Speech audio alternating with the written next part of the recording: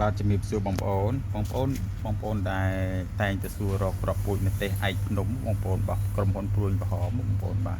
បងប្អូនណាចង់បញ្ជាក់ជូនថាមានស្តុកឲ្យបងប្អូនបាទចុះបងប្អូនមានតម្រូវការដាក់ការកម្មបងប្អូនណាអានេះចំណុះមកកញ្ចប់នេះដូចជា5ក្រាមបងប្អូនបាទមកកញ្ចប់នេះ5ក្រាមបងប្អូនបាទអ៊ីលេថ្ងៃទី26ខែ6 2027បងប្អូនបាទបន្ទាប់ពីក្រុមនេះប្រទេសឯកភ្នំនេះយើងនៅមានមកពូជទៀតគឺប្រទេសអលង្ការបងប្អូនបាទព្រួយក្រហមដូចគ្នាតែចាត់ច្រឡំបងប្អូនបាទបងប្អូនខ្លះហៅប្រទេសនេះគឺប្រទេសជពុះទា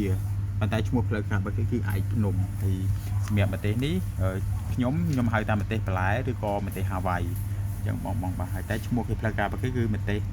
លង្កាបងប្អូនបាទមកកញ្ចក់នេះ5ក្រាមនេះគ្នាបងប្អូនណាបាទអញ្ចឹងបងប្អូនដែលមានតម្រូវការរកទិញបាននៅក្នុង Page សួនកសិកម្មបូលីបាទដែលមានPage របៀបនេះបាទអញ្ចឹងបងប្អូនមានតម្រូវការដាក់ការកម្មង់យើងផ្ញើជូនបានគ្រប់ខេត្តក្រុងតែម្ដងបងប្អូនបាទបញ្ជាក់ជូនបងប្អូនមកកញ្ចប់នេះ5ក្រាមបងប្អូនបាទបងប្អូនទិញខ្ញុំកន្លងមកគឺស្តុកចាស់របស់ខ្ញុំហ្នឹងគឺមកកញ្ចប់ហ្នឹងមានតែ80គ្រាប់ប៉ុន្តែឥឡូវនេះចំណុះរៀងច្រើនជាងមុនណាបងប្អូនបាទអរគុណបងប្អូនបាទមានតម្រូវការដាក់ការកម្មង់បងប្អូនណាបាទជំរាបលាបងប្អូនបាទ